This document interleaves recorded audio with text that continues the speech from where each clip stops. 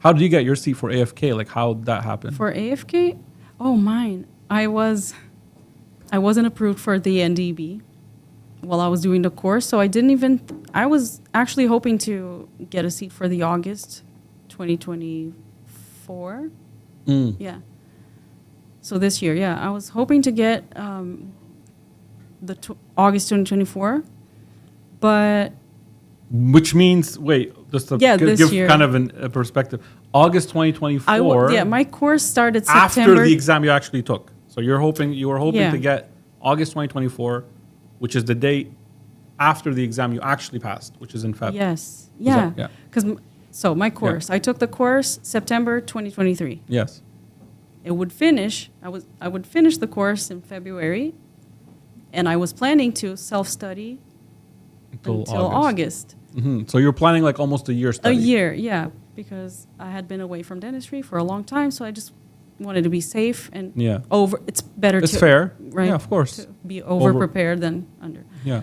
Also, I didn't have my NDEB approval, so I was like, I'll just wait. I'll just study more. Like it'll give me more time.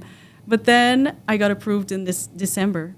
It was close to the registration. Deadline. Yeah, to the Okay, deadline. so it was really close call for you. It was. Because you also probably receive this question a lot, and we receive it if you're not approved, what do you do? Do you start preparing? So you started preparing. Yeah, I did, yeah. And you were hoping anyway to go for the next year cycle, and then you got approved in December. So I got approved in December, and I found a seat easily. There were seats. I found a seat in Ottawa again. Ottawa. Yeah, it's quite a drive still, but it still in is. Ontario. But it was a fun train ride. Yeah, it was nice. I was drive studying the whole yeah. time. It was. So it gives nice. people hope to know, even if they're in our batch now, that if you're not approved or you don't have a seat, you may still find it. Yeah, exactly. Because not only you weren't approved at that point, you got approved and you found a seat all at once. True. And you passed the exam.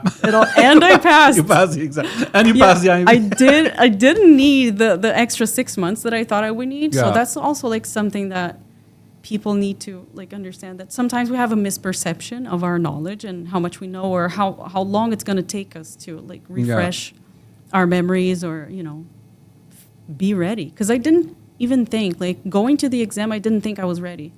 I think that's a common feeling, right? Yeah, I think, especially in AFK. does anyone feel ready? You feel, because there's so much knowledge, you always feel like you could do more. Yeah, As dentists, we're overachievers. We want to perfect things. We want to do more. We feel like there's still more to do. Exactly. And even after the self-evaluations, I was above 90. I didn't feel ready.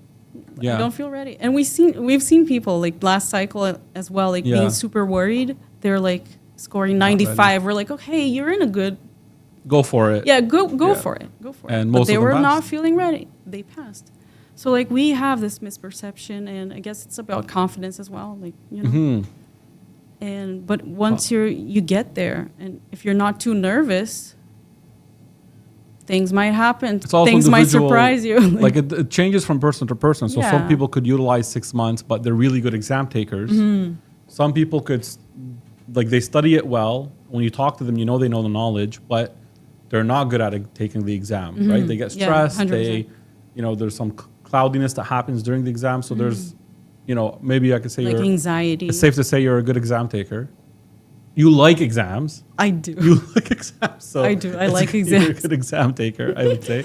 If you like exams, I feel like that helps, right? Do you feel stressed when you were in the AFK exam? Was it stressful? I didn't. But that's unlike me. I don't know. Yeah. I don't know what happened. You said it was close. I think I know what happened. Yeah. I didn't feel ready, right? Like I said just now, I didn't feel ready for the exam, and I thought I would need the extra 6 months. I just took the seat for February because I thought, you know what, it's going to be my first attempt. Let's just go for it. So I went for it, not expecting to pass. So I didn't put any pressure on myself. It was just let's see how. I'm just going to go and maybe fail this exam. Yeah, let's see what it feels like. Yeah. Let's do it. And it just felt like another mock. Another mock. And then. So I was calm. I think that's what helps people pass, is being that calmness.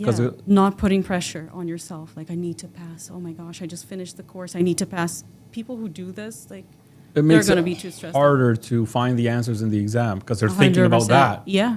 And the fear of that in the and back the of consequences. Your mind. Yeah. 100%.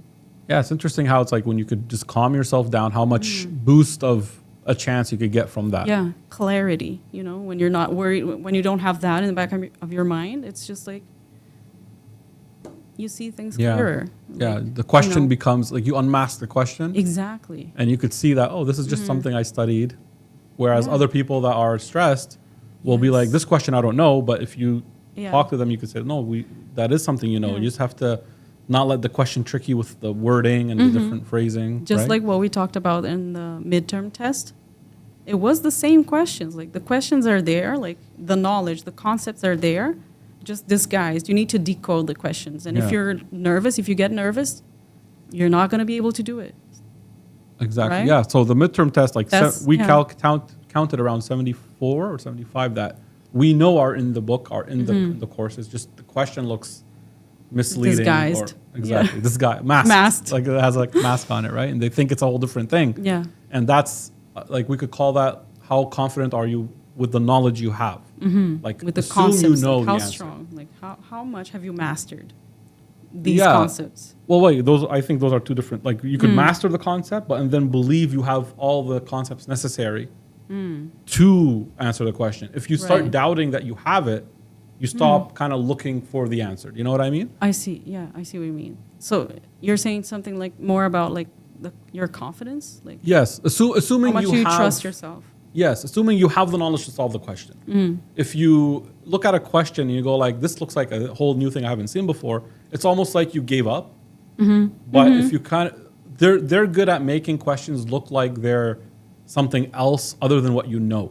This is how so if you assume you know it, it's always safer Yeah. to get the I question agree, right. yeah. You know?